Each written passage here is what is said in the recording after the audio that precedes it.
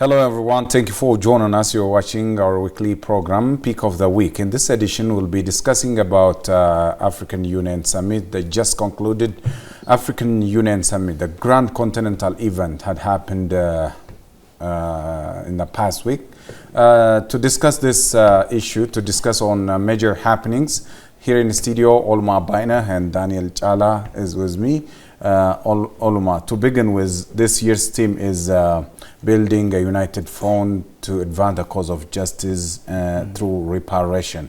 You will be talking about that. Daniel will talk about the warm reception that has been summoned by Ethiopian government. Then we go to Olma.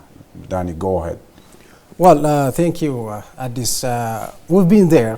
We've been attending the AU, the 38th AU Heads of State and Government Summit, as well the 46th Executive Council Summit. So, to begin with, the warm reception accorded by Ethiopian government. While the heads of state as well the foreign ministers were coming to the country, we were there. We witnessed firsthand. The Ethiopian government, Ethiopians in general, I can say, have a culture of warmly welcoming guests. I know the culture, and that's wonderful. The high officials of the government warmly welcomed the foreign ministers as well heads of state at Bole International Airport in the two rounds. The first one is foreign ministers attending the 46th Executive Council, and also the 38th AU Summit heads of state. When they arrived at Bole International Airport, they were very warm welcome accorded by high officials of the government. And really I can say that Ethiopian government shows the heads of state as well, the foreign ministers, the rich culture, values of Ethiopian people, especially in welcoming guests. Great. Olma, let me proceed to the theme of this year. It's reparation. What's your take? Thank you, Adis. And as Daniel well said, Ethiopia showed its preparation to the high level, we can say, and every situation over there, starting from having coffee with guests and the way the city decorated for its own sake, not necessarily for the AU purpose, was really wonderful, and Daniel described it very well, and I shared this idea because we witnessed, participating there. And when I come to the reparation, this theme seems as if the African countries, the state members of the AU, seek the reparation from the colonial superpowers, but in reality this is impossible. And rather, I think this theme reflects that Africa should, maintain its unity, its integrity, and solidifying its, economy in terms of interconnecting African countries' relation. For instance, if you take Ethiopia and Kenya, there is relationship between the two countries connecting through infrastructure. Unless the African countries interconnected through infrastructure, road corridors and railways. And therefore this reparation is to mean that let us use our resources effectively. I read some materials that is prepared for this AU summits, that is AU summits, the bulletins and different magazines were there, if you observe. And this infrastructure are described as the visa and a passport of the African integration. And unless on the ground there are infrastructures, it is impossible to realize the vision that is African Continental Free Trade Area, which is one of the vision of the AU in terms of economy, I mean. And therefore, this reparation, therefore, is rather utilizing your own resources, realizing your own integrity, and having your own indigenous values, like, for instance, in education, in politics, in economy. So this rather leads Africa to realizing Agenda 2063 than seeking, reparation from the superpowers, the colonial powers, which was in 1916s. So that is impossible, but rather possibility is here within the African nations. The true integration, the true interdependence is, I think, the very core of this theme. Well, Oluma, during his keynote speech, Prime Minister of Ethiopia, Dr. Abiy Ahmed, has said that reparation is not a charity. It's all about justice. It's all about questing justice. Not only PM Abiy, also UN's Director General Antonio Guterres has also said Africa is suffering from a very colossal, mammoth figure of this slavery and colonialism and this slave trade and the like. Daniel, to talk about this reparation, Africans are requesting a fair and justifiable payback for the thing that happened in history. What's your take? Oluma mentioned it well. We've been attending the meeting, summit, and we have heard a lot of speeches from high officials of AU, and briefing after briefing sessions were there. And the point is, you just mentioned about the visa, especially to expand the African continental free trade area. In a summit, Kenya and Rwanda was mentioned as an example of this, free visa, so that Africans travel across the continent. Ghana too. Yeah. Okay, that's right. The idea is historical injustice is there, undeniable. But the point is, really, this team represents, asks for what had happened, decades ago. I don't think that. The point is, Aloma just mentioned it, is, the prosperity, common development, working together for common goal. As an example, you can take the free trade area, freeing visa, so that African people move across the continent to trade, to engage in different kinds of business, because Africa has a lot of natural resources and abundant natural resources. Though many things that the resource has already taken by the Western during the 1960s. But the point is, I don't think Africans are requesting what had happened in the past, but justice to move forward. Yeah, good. Olu, let's talk about this Agenda 2063, sure. the African Union flagship program. Sure. Let's talk about it. This Agenda 2063 in line with this AU summit. Yeah. Exactly, yeah. This Agenda 2063 is, it is a kind of holistic framework and a strategic framework of the AU. And it includes, for instance, the politics of Africa and the economy of Africa, social values of Africa. Health is there, and everything is there in this Agenda 2063. And to mention some of the Agenda 2063s, as Daniel mentioned, is the economy. So Africa is a resourceful continent, but there is no country that highly export. Importing is a major one, but exporting is less than importing in every African countries. So why this? This is because of the colonial effect. The colonial effect, in a sense that the colonial situation impacted Africa in many different things. So this Agenda 2063 is, by 2063, Africa will be fully integrated. So fully integrated in terms of politics, fully integrated in terms of economy, and fully integrated in terms of peace and security. We will have a common, security forces. So this is very ambitious agenda, But practicing on the ground, what Prime Minister Abiy Ahmed and others, of course, say it is, concrete action on the ground matters. let us practice on the ground rather than these themes and slogans and so on and so forth. For instance, silencing the gun was theme of the AU summit once upon a time.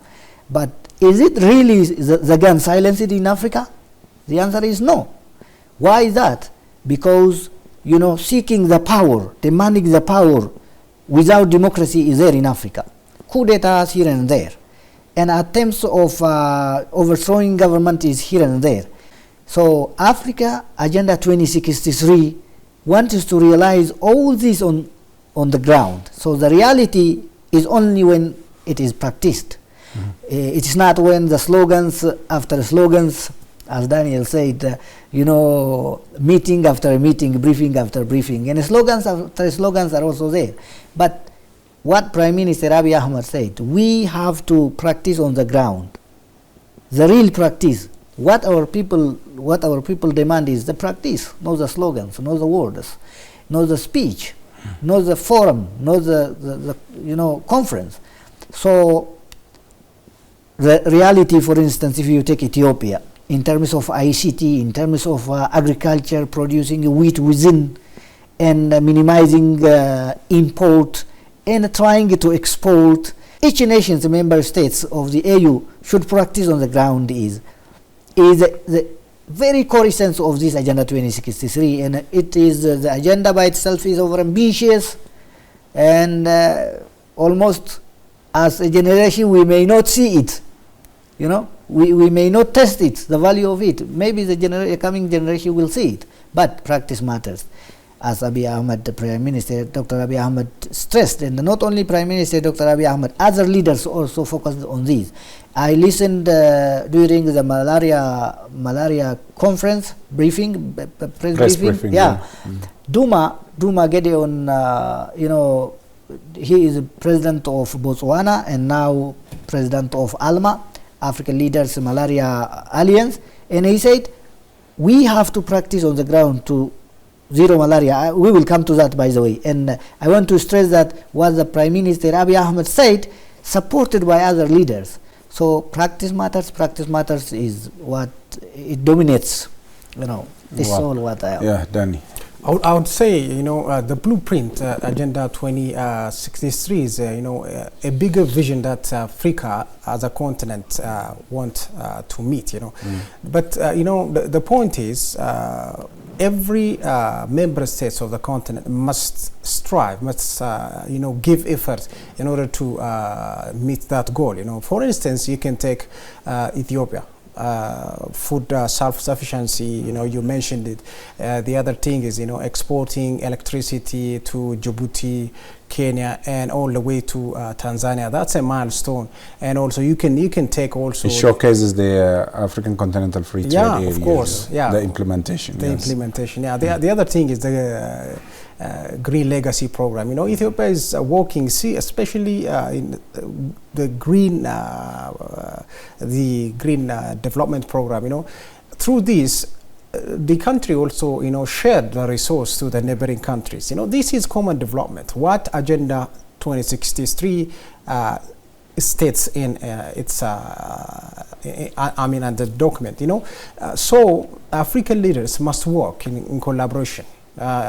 Giving efforts, sharing resources, reciprocity, giving and take resources in politics as well. There has to be, for instance, Prosperity Party recently held its second Congress, right?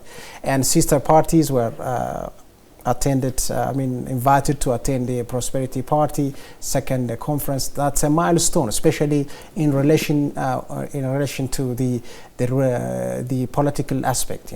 So this relation is very important, especially in consulting how to work on the political aspect as well. The economy that I mentioned is also there, and social engagement, especially when the visa is free.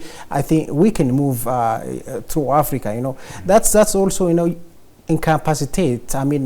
Boost the the capacity of people-to-people relation, all these effort, the education and under social aspect, you can take that. So all these efforts at the end meets the Agenda 2060. But the point is, the leaders needs to commit to the Agenda 2063. Without commitment, like you said, it will be an ambitious plan, right? So in AU's 38 AU heads of government summit, Prime Minister Abiy Ahmed said, Africa needs to develop its innovative skill, especially in the AI aspect, right? So that Africans must have innovative, especially how to manage data. Africans in his statement, I was able to understand that Africa needs to have innovative skill, especially in the technology aspect, so that to secure, its own database. Yeah, database. This kind of that, Ethiopian government is laboriously working by launching many innovative and technological activities. For example, this 5 million coders has been raised by Prime Minister Abiy Ahmed. Yeah, yes. all those things coupled together will lead us to the Agenda 2063. In Africa, the conflict, especially in the Sahel region. Yeah, in the press briefing, I was able to attend the African Peace and Security. Yeah, Ambassador Bankole Adoye, said, especially the conflict popping up here and there in the continent is, becoming a threat to the development of the continent, a threat to, not meeting for the plans, visions, and the African, especially the unconstitutional change of government. You can take the Democratic Republic of Congo issue, DRC, the Congo DRC.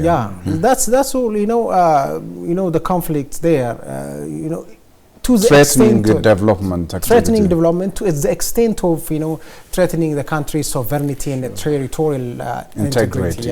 And he in a briefing stated that the conflicting parties must stop and hand over themselves to peace talks, in order to solve the issue. The Somalia case is also there. Africa have many problems, but through that, if the heads of states and the people collaborate, hopefully there is a way to meet that goal. But otherwise, in my opinion, it will be in a mirror. Yes, Danny, it's been 12 years or so since this Agenda 2063 has been coined, and a lot has been done so far. And even Antonio Guterres in his speech said a lot of promising things are being seen in the areas of this implementation of Agenda 2063. Above all, the execution of African continental free trade is a milestone. I tried to interview some of the participants, high-profile people out there. CEO of African Electronic Trade Group, His Excellency Mulala Msiyum, has said that the African continental free trade is well underway, especially with trading each other among African nations, especially African Union member countries in terms of things that are produced in the continent. I have also interviewed former chairperson of African Union Commission, Dr. Dlamini Zuma. She said all should stand in unison to execute the ever-started Agenda 2063. Meanwhile, I have also attended a press conference by ECOSOC, Economic Culture and Social Council of African Union. This council is working to give accreditation for this civil societies in Africa. Through that eligibility, this civil societies will contribute to the implementation and execution of Agenda 2063 in Africa. Let's talk about this unconstitutional changes of government in Africa, especially in the Sahel region. around this Congo Basin, previously in Chad and Burkina Faso. You see in Libya, and the humanitarian crisis in Sudan, and the like. What were, things raised out there, especially in terms of the ongoing conflicts that's happening in Congo DRC and the crisis in Sudan? By the way, talking about the conflict in this year's AU summit, in a briefing, especially DRC is in a crisis, because M23 and the supporter, took the airport. I think the Goma eastern airport, parts of Goma airport and some parts of eastern parts of Congo. Congo, yeah. So, the commissioner requested the conflicting parties to leave the place as soon as possible. The other thing is the issue of Somalia. Somalia peacekeeping issue is also there. And also there is also another issue. Like in this conflict in general, women and children, the most highly vulnerable to the consequences of conflict popping up here and there in Africa. Sudan was, excluded from AU since 2021, right? So, but the commissioner said still the AU is following up what's going on in Sudan, and working toward this, the problems in the nation, so that peaceful coexistence, dialogue must be on the ground. Repeatedly, the commissioner was talking about, ways of resolving the conflict, ways of resolving the differences, peace, talk, dialogue.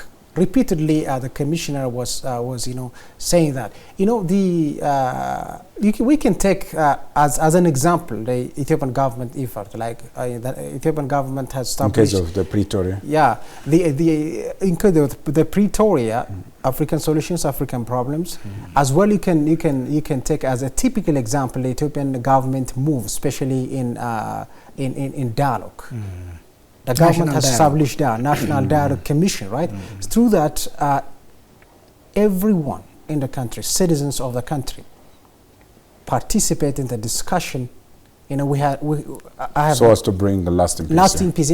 This has to be at the heart of the African Union, African member state countries. So that these problems can be solved in a peace talk, rather than silencing the gun. That was had it been done, we wouldn't have witnessed all this problem. Daniel, by the way, what you have mentioned is very important and critical. And Prime Minister Abiy Ahmed said during his speech at the AU, he said the Madamar philosophy, which should be Pan-Africanism, the essence of Pan-Africanism, or the value of Pan-Africanism, if others believe in it. And this national dialogue is all about the synergy of Ethiopia, seeking the synergy of Ethiopia. So this has to be an example for other African states. Yes, the PM has mentioned that, saying this Madamar is, it's not a charity. Madamar is solidarity, there's peace, tranquility, you see. So it ought to be a document of framework, a Pan-African framework for the continent. Sure, this is giving priority to the citizen that elected the government. You go for the health affair, then Daniel will go to the replacement of Mohamed Yusuf by Musa Faki, and what should we wait from the incoming chairperson of African Union Commission? We mentioned briefly, by the way, and you will be talking about the malaria. The malaria, the health, and particularly malaria. And when we talk about Agenda 2063, which is a holistic agenda and strategic framework, health is equally important as economy is important, because an healthy society cannot produce. So health is a serious matter, and it has given a priority by AU and Agenda 2063. So malaria is serious. The first serious case as HIV used to, and malaria, making malaria zero in Africa is possible but very difficult, as the president of the recent ALMA president Duma Gedeon Boko said, Botswana president, elected as ALMA president recently, and he said it is possible because Egypt is our witness. Egypt makes malaria zero and have got a recognition by ALMA, but unless all countries work in collaboration, unless all countries mobilize their own resources and come together and discuss and learn from each other, it is very difficult to make malaria zero. And in malaria, who are highly vulnerable are women and children, mothers and kids. So because they can't defend themselves, so we have to work on this case, the malaria, to eliminate it from Africa by 2030, and 2030 is not far. 5 years remain. So if this will be realized, it is very important by 2030. We left with only 5 years, but only one country eliminate malaria and make malaria zero. So by 2030, by the way, there are a lot of plans and a lot of strategic plans and visions. So I don't think malaria will be eliminated by 2030. I think we need extra years because the practice on the ground didn't show that. It doesn't show this. So you doubt? Yeah, we doubt. We have to doubt actually. Okay. Yeah. Yes. Let me go to Daniel. The long-serving chairperson of African Union Commission, Musa Faki, became an outgoing chair. Now he is replaced by Djiboutian guy, His Excellency Mohamed Yusuf. What makes him won this election to this chairmanship? At this, the outgoing commissioner, AU commissioner, in his speech mentioned many things in the summit, in the 38th heads and government summit. The Russia and Ukraine war, the crisis in Africa, exacerbated the economy, and all are coupled together, pushed the African Union visions. This conflict, it's universal, by the way. The Russia and Ukraine issue, as he mentioned, was one of the bottleneck for not moving forward in a swift way. Hopefully, His Excellency Mohamed Ali Yusuf, the incoming commissioner, will learn a lot from the outgoing Musa Faki Mohamed and work for better Africa. Well, maybe for your question, what makes him the winner? We've done analysis, and I think Aklilu was the anchor. He asked me, who do you think will be the winner? And by then it was amongst the three. Yeah, among the three. And by then it was very difficult to guess, and we can't prejudicial judgment is not good at all. And but I think Mohamed Ali Yusuf is well experienced than the others. Now the election is already over. We can talk about it.